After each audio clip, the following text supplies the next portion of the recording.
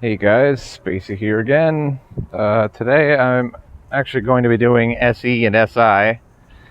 Sorry I'm doing it at night again, but it's too fucking hot, and my NI, to the best of its ability, told me that I was gonna just do it tonight.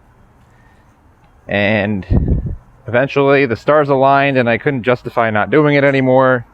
So then my SE finally kicked in and I was able to actually start getting my stuff together and get out here and listen to music for a while and sort of absorb the environment and, finally work up the energy to just get started on this. And that's because my extroverted sensing, my SE, is complete garbage, or as bad as it can possibly be for pretty much anybody. Because I have that in my 7th slot, also called the polar function. And I have to go through this process every single time I make one of these videos. It's so damn hard to actually get myself to do this. But I do it anyway, by getting myself pumped. So, extroverted sensing is a function that, first of all, I should say, is often confused with extroverted intuition, in the sense that they're both creating a kind of person that's like stereotypically very scattered and energetic and kind of spastic and a little bit random and unexpected. And for that reason, a lot of SE and NE DOMs are diagnosed with ADHD and other such things, more often than other types.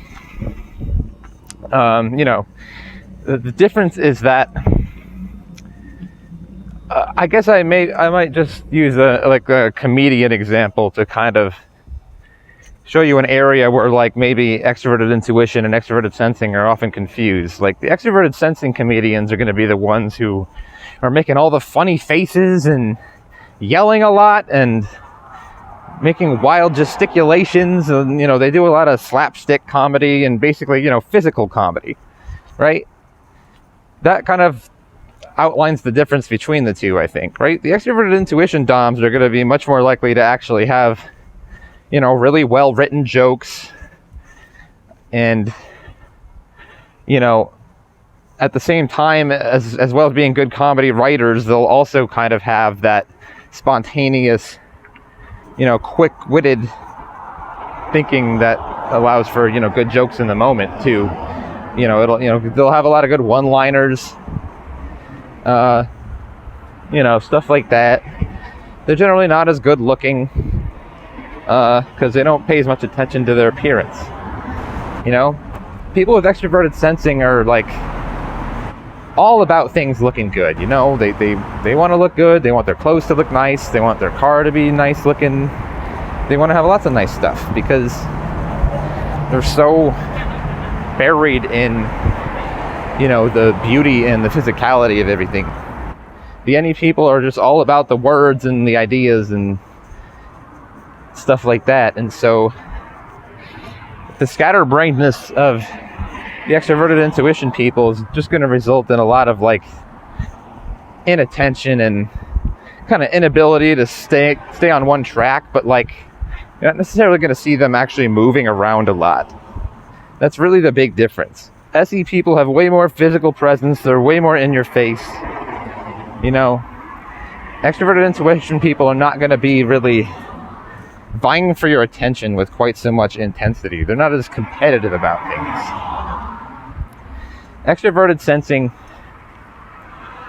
it's like a cinematic experience where you're actually fully in reality in high definition with no filters or anything in between, right? Extroverted intuition people are coming up with all these ideas. It's almost like our head is full of caricatures of what the world really is, right? These abstract ideas that they represent. But oftentimes it creates other functions create a lot of noise that kind of makes all their perceptions one step removed from things, So extroverted sensing people are going to be all about having visceral, enjoyable, pleasurable experiences. They want to go like riding ATVs and jet skiing and running marathons, or out partying, or like they have to be out doing stuff like all the time, or they get really restless. And as they just collect all these experiences, they have this ability to just change horses midstream and just constantly figure out what to do moment to moment and keep changing the direction of their course in order to make things more advantageous for them. And so at the end of it all, they usually manage to get through the situation relatively unscathed. And as they collect enough experiences, all of them are able to kind of funnel down into their introverted intuition on the back end of things, which, especially as they start to get some experiences under their belt, it starts to provide them this like total clarity of action and kind of single-minded focus, and it gives them direction in life. So these aren't the kind of people who you normally see not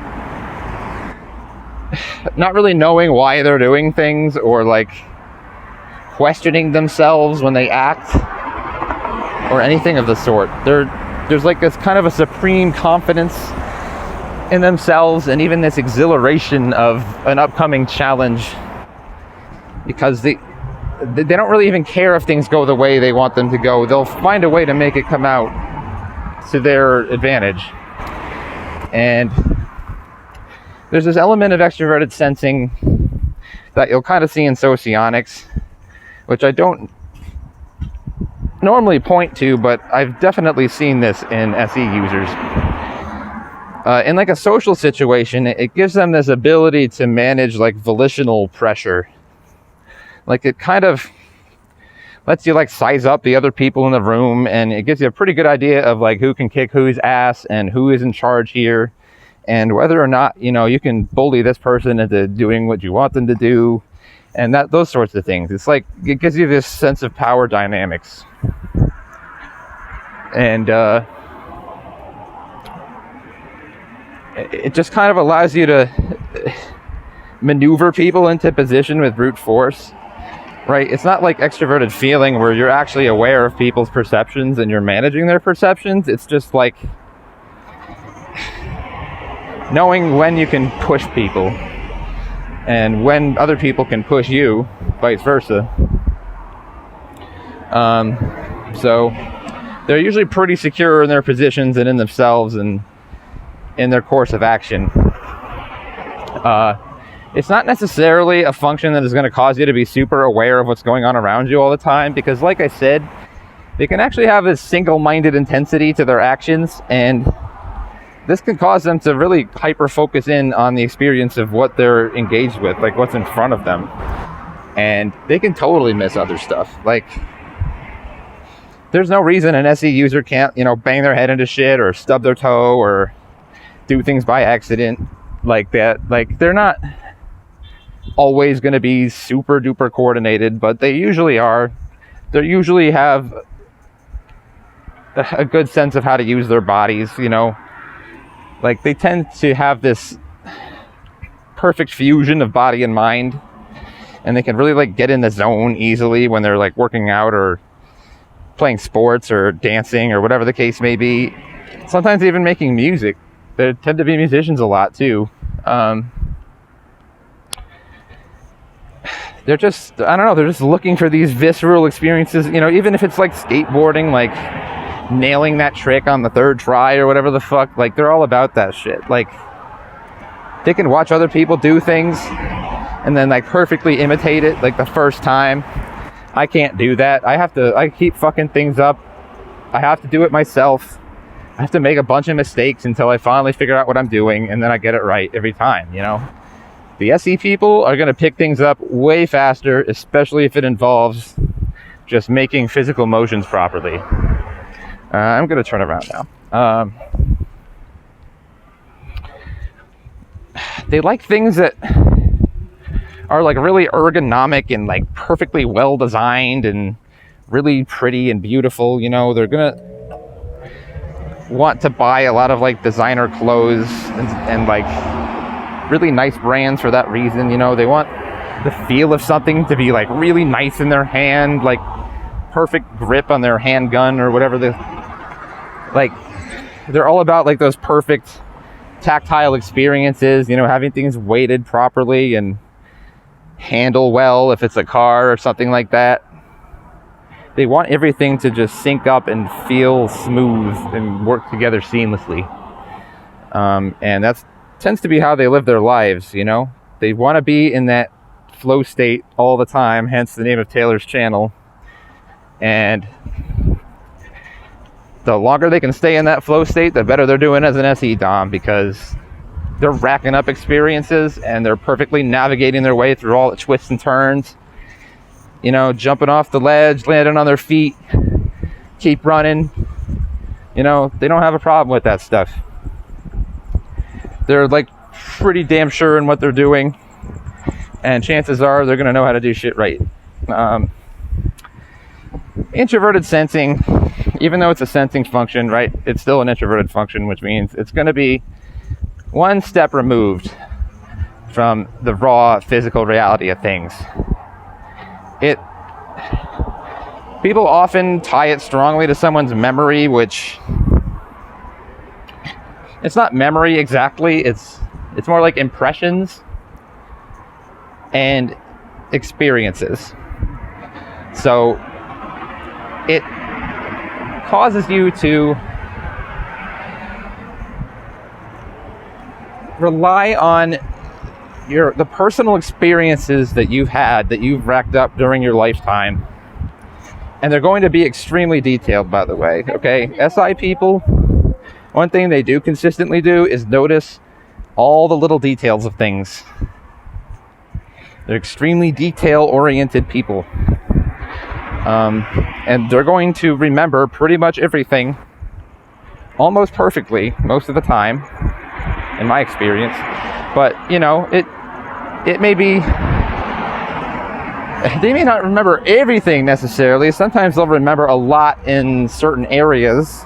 I see that more among like ISTJs, right? Specific systems that they're engaged with, specific areas of interest or careers. But either way, they're going to be relying on their past experiences a lot. And so it's going to be this, if I were to stereotype the mindset, it's kind of, well, this happened before, so it's probably going to happen again. You know, I've done this before, so let me do it. You haven't done this before. They're very aware of how important having experience with something is. And sometimes that's going to cause them to think they know best, literally because they have like a little bit of experience with something. But especially as they get older, they generally do know best. Okay, if any type knows best, it's an SI Dom.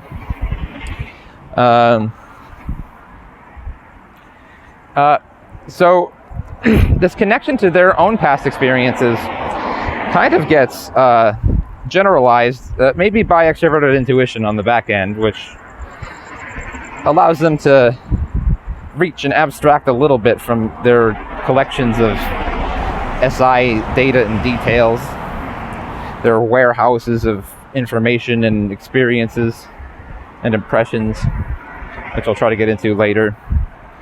And they're going to abstract from all that, and it's going to cause them to be super aware of how the entire world is basically a collection of experiences, right? Humans are a collection of experiences. They're going to be tied to, you know, history and geography and stuff, and they're going to be aware of how things have been slowly changing for millennia upon millennia upon millennia, and certain things are never going to change, and some patterns are just going to keep going for another billion years. And so they're kind of aware of how everything that's happening now is connected to something that happened before, kind of in this infinite chain all the way back to the dawn of time. You know, they're going to be very interested in old cultures of like the 1800s or maybe the early 1900s, or, you know, you're going to see a lot of them into certain periods, and then they're going to be really maybe into the clothes that people wore there, and they may even sew the clothes because they tend to be pretty capable craftsmen. Good cooks, maybe.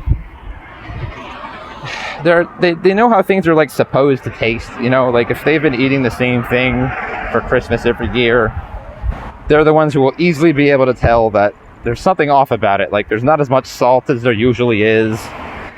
You know, they're going to be finely tuned to those things, like things that they've experienced before and how they compare to what's happening now. They're always making those comparisons, and they tend to make those comparisons for other people to help them understand things. I even do that, you know?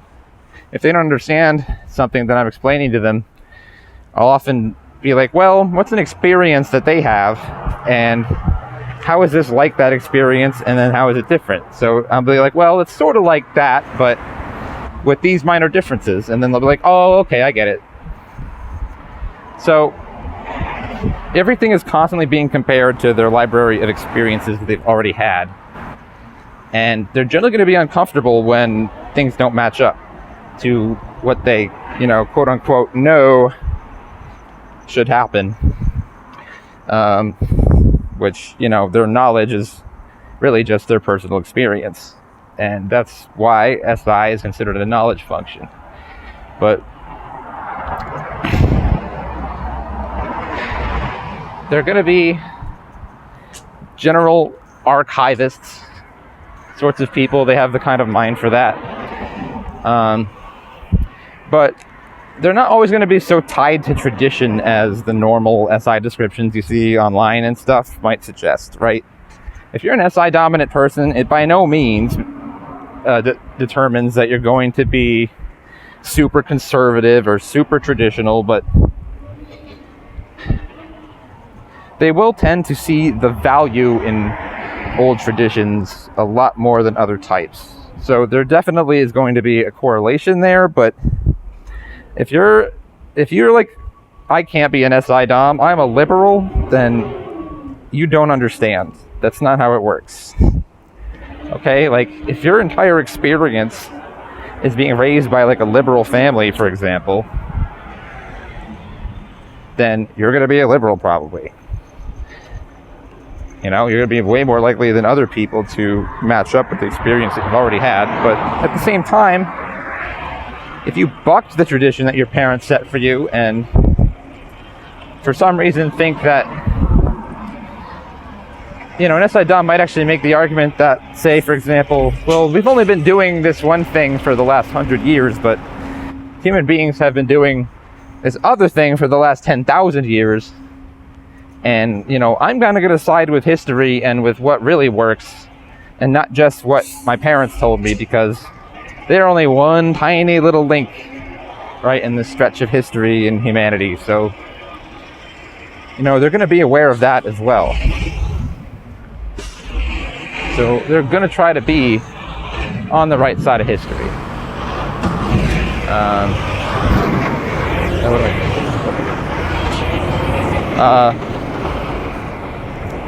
Sorry guys, trying to be somewhat careful now. So anyway, introverted sensing is going to be supported on the back end by extroverted intuition. And that means that they're going to be kind of likely to make these negative extrapolations based off of things that have happened before. Like, that it's going to make them worry all the time. Like, you know, my kitty got out one night and it never came back, and I'm pretty sure the coyotes killed it or something, so now I can't ever let my cats outside again. You know, they're going to be like, this bad thing happened, so there's no way that I can ever allow anybody to do it, because my, you know, good judgment says that you should never, right, risk something that results in bad shit happening. But sometimes I don't realize that's just their experience, and the odds of that happening again are actually extremely slim, you know? So SI dominant people, please don't worry so much. Other people have your back. All right? Your experience is useful, but sometimes it gets in the way, and your weak extroverted intuition starts piping up and be like, oh, this could happen, that could happen, you better be ready for this, you better worry about that. And then like it's going to overload your introverted sensing, trying to like plan around it, and it's going to stress your body out, and then you're going to start feeling all weird. Because another thing about introverted sensing is it really does tie into your personal bodily sensations a lot, right? Unlike extroverted sensing, it might be a lot harder for you to shrug off things like pain and sickness and hunger, and like you'll be very probably acutely aware of little changes in your body, and so you might be highly attentive to making sure that all of your comforts are satisfied, so that you can calm down and focus on what you need to do. It's gonna give you this kind of sense, like what I meant by impressions was that sometimes the experiences you have as an SI Dom kind of leave this impression in your mind, sort of like when you stick your finger into some Play-Doh or whatever. It like leaves this goo, and that way you can kind of think back to what happened and almost like relive it again with perfect clarity. They're really good at like, oh God, I remember how that orange chicken tasted in my mouth. Like I have to experience that again. And if the next time they eat it and it doesn't taste as good, they're going to be like really disappointed. But you might be walking through a beauty store or something and smell some lemongrass, and it'll remind you of running through fields of lemongrass at your grandma's house when you were 4 years old. Like you'll just have these like sensory imprints from long ago that can leap to the forefront of your mind, and you'll kind of be able to relive them perfectly. It makes you, like I said, really attentive to details. Like that one ISFJ waitress who heard Tori squeezing an empty ketchup bottle and brought us a new one. Like, just perfect little senses, basically. They have like really finely tuned senses, and I think that causes them to be overloaded by too much sensory stimulation a lot of the time. They really need their quiet time, or it doesn't even necessarily need to be quiet, I guess. It just has to be noise that they're in control of or that they're used to. So if it's their favorite TV show, then that noise is perfectly fine. But generally they're going to be wanting to be in really good control of their sensory environment.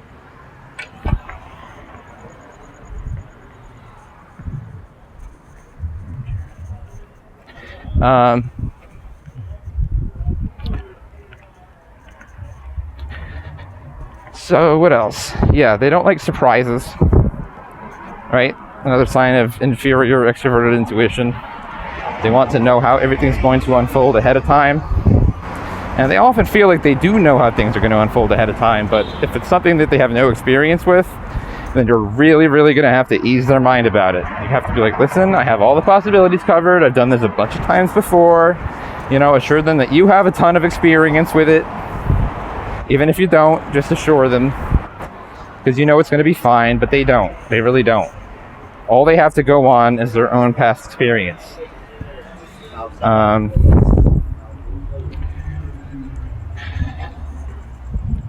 It's going to cause them to want to kind of, when they explain things, they have to like completely unpack them. They tend to speak in this way where like they're trying to tell you about this one thing, but then they have to tell you like an entire story about it. Like they have to give you like the context and unfold like this previous experience that happened, and then relate it back to the context, and make sure they lay all the groundwork, because they're acutely aware of the fact that sometimes you need to build a groundwork and then layer information on top of it in order to fully understand things, right? There's many steps and processes involved, and they have to make sure that you fully understand everything they're discussing in all the facets that they deem necessary. So they're going to be really long-winded, and sometimes you might just want them to get to the point, right? You'll be like, if you just get to the point, then I'll understand, and you wouldn't need to explain all this to me. But it's important that they relate back to you, you know, their own personal experiences and how they're related to what they're talking about. All right, I guess that's pretty good for now. That's 25 minutes. Tell me what you guys think. See ya.